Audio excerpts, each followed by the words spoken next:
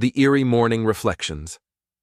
It was always the hours before dawn that most unsettled me, the hour where the soul teeters between dream and waking life, when silence looms heavy and mortality whispers at the edges of consciousness. I, Edwin Merriweather, a humble chronicler of human folly and fancy, found myself particularly haunted one October morning by the stillness outside my window and the unshakable thought of my own impermanence. The mist hung low over the hills of Dunstable Heath, rolling in like a ghostly tide. That morning's melancholy was broken only by the low hoot of an owl, its cry long, drawn out, and unusually near. I peered from the frosty panes and saw her again. The hooded woman. A fleeting figure standing just beside the twisted iron gates of Widow's Hollow, the house no one dared mention without crossing themselves or knocking on wood. She stood still, her cloak catching the breeze, and beside her, an owl perched like a sentry. Then, she vanished. My curiosity was piqued. Again. Backstory: Hooded Woman lore. The tale of the hooded woman was as old as the village itself. As the legend went, Widow's Hollow had once belonged to Lady Eliza Wintham, a woman scorned by love and said to have vanished under mysterious circumstances. Since then, the house remained abandoned, except for strange occurrences: flickering lights, laughter in empty halls, the cry of an owl at dawn, and of course, glimpses of the veiled lady wandering the property. Villagers avoided it. The landlord, Mr. Pickerton, refused to set foot near the place. Children dared each other to touch the gate and flee. Yet I found myself inexplicably drawn. Was it foolishness, or the dull throb of a soul seeking to be stirred? Conflict, a curious decision. Despite solemn warnings from my sister Agnes, who insisted my London mind had no room for rural wraiths, I made a decision both reckless and exhilarating. I would rent the house for the winter. I convinced the stammering Mr. Pickerton to give me the keys for an ungodly discount, and I moved into Widow's Hollow. At first, all was quiet. The house groaned with age, the floors creaked, and the fireplace coughed like an asthmatic bulldog. But nothing out of the ordinary. I set up my writing desk by the library window, made tea at 4, and observed the garden, overgrown and tangled like a forgotten tale. Then, things began to change. Comedic superstitions and first frights. It began with small oddities. My boots would switch places in the night. My quill would write faint scribbles while I slept. The owl, always the owl, hooted precisely at 3:07 a.m., never missing a night. Agnes, ever the practical one, declared it nonsense and moved in to keep an eye on me.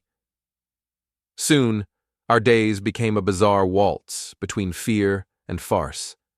Agnes insisted on placing cloves of garlic in the pantry for a ghost, not a vampire.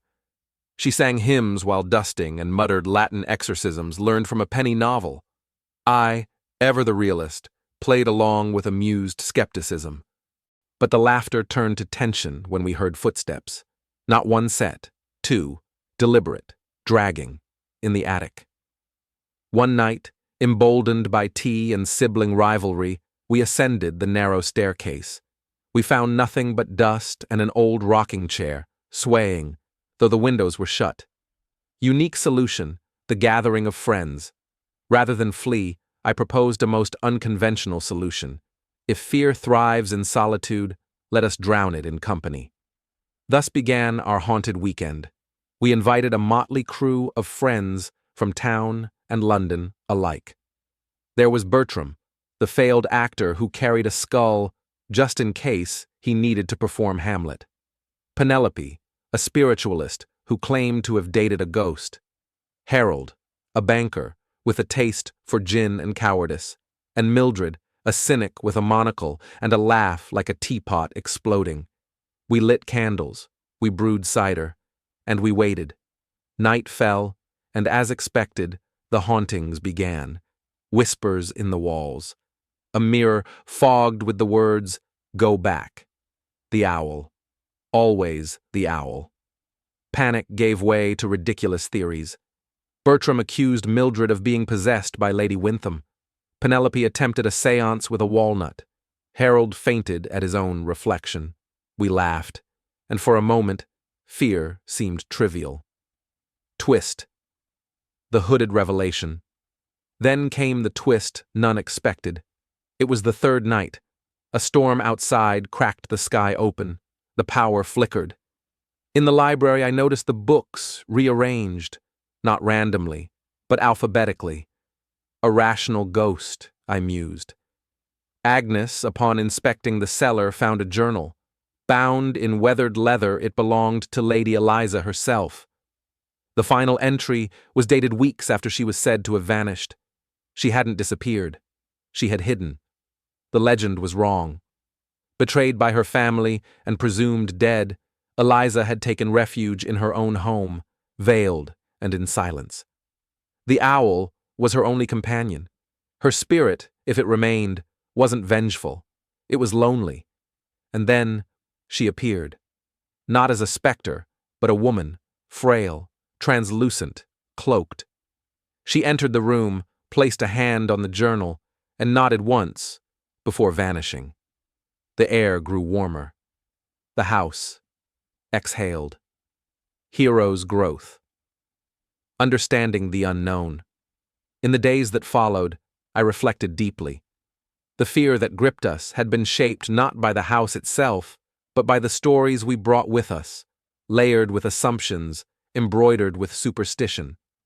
Widow's Hollow had not been cursed, but misunderstood. The townsfolk, upon hearing of our weekend, arrived in trickles, some to peek, some to confess their own dreams of the hooded woman. We shared what we'd learned. The myth began to reshape, not into one of terror, but of tragedy, of endurance.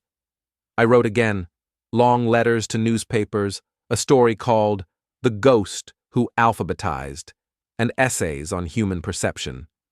My fear had not vanished, but it had softened, transformed into reverence for the unknown.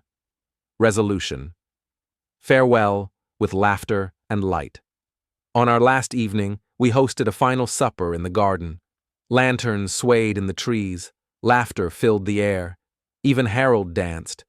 Agnes raised a toast to Eliza, to her bravery, her mystery, and her owl, who now resided quite happily in our roof beams. As the guests departed, the wind carried a gentle hoot through the branches, like a farewell. I lingered by the gate, the same place where I had seen her that first morning, and for a breath of a second, I saw her again. Not ghostly, not sad, smiling. Final reflection. Whispers at Widow's Hollow is not merely a ghost story. It is a meditation on the stories we tell ourselves, the laughter that guards our sanity, and the beauty of facing the unknown not with dread, but with wonder.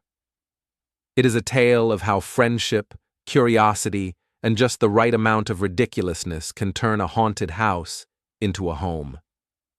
As I packed my bags and bid goodbye to Widow's Hollow, I left the door open just a crack.